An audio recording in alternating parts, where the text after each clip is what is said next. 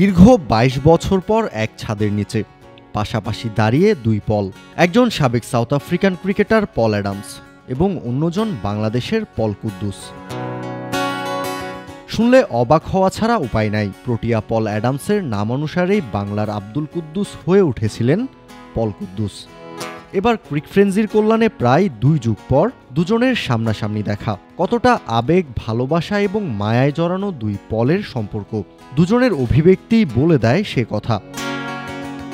বাংলাদেশে সফররত বন্ধু অ্যাডামসের সাথে লম্বা সময় পর দেখা হবে কুদ্দুসের। খালি হাতে কি করে আসে সে? তাই তো একগুচ্ছ ফুল হাতে বন্ধুর সামনে হাজির হয়েছেন বাংলার পল।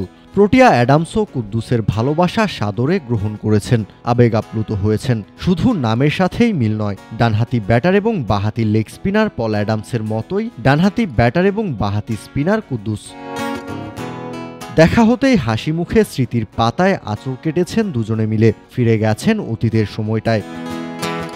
পল অ্যাডামস দক্ষিণ আফ্রিকার সাবেক ক্রিকেটার এবং বর্তমান প্রোটিয়া এইচপি দলের কোচ। সাউথ আফ্রিকা ইমার্জিং দলের সাথে বাংলাদেশে এসেছেন অ্যাডামস, সেই থেকেই খুঁজে বেড়াচ্ছেন কুদ্দুসকে। রবিবার ক্রিক ফ্রেন্সিকে দেয়া সাক্ষাৎকারেও খুঁজছিলেন তাকে, ইচ্ছা পোষণ করেছিলেন কুদ্দুসের সাথে দেখা করার। এখন যে কোনো ব্র্যান্ডের পুরাতন এসি বদলে নতুন ওয়ালটন এসিতে উপভোগ করুন 25% ছাড়।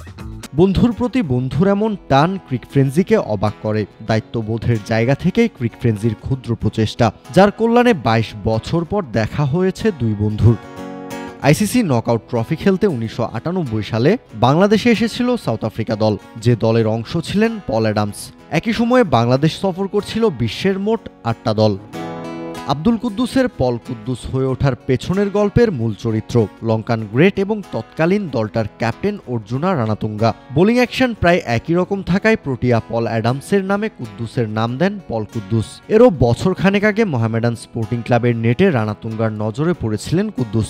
নিজের বোলিং দিয়ে কুদ্দুস মুগ্ধ করেছিলেন লঙ্কান গ্রেটকে। তবে বিরল প্রতিভা নিয়েও কুদ্দুস এরপর আর সুযোগ পাননি কোথাও। জীবনের বেড়াজালে আটকে ক্রিকেটের সাথে থেকেও যেন কত দূরে তিনি। হাতে গোনা অল্প কজন বাদে অনেকের স্মৃতিতেও নেই আরও প্রায় ২ দশক আগে আলোড়ন ফেলে দেয়া পল কুদ্দুস। ২০২০ সালেও টুইট করে কুদ্দুসকে খুঁজেছিলেন পল অ্যাডামস, তবে খুঁজে পাননি। ভাগ্যের কি অদ্ভুত লীলা খেলা, ২২ বছর পর এবার একই ছাদের নিচে দাঁড়িয়ে দুই পল, যেখানে নেই কোনো ভেদাভেদ, আছে শুধুই নিখাত বন্ধুত্ব আর ভালোবাসা।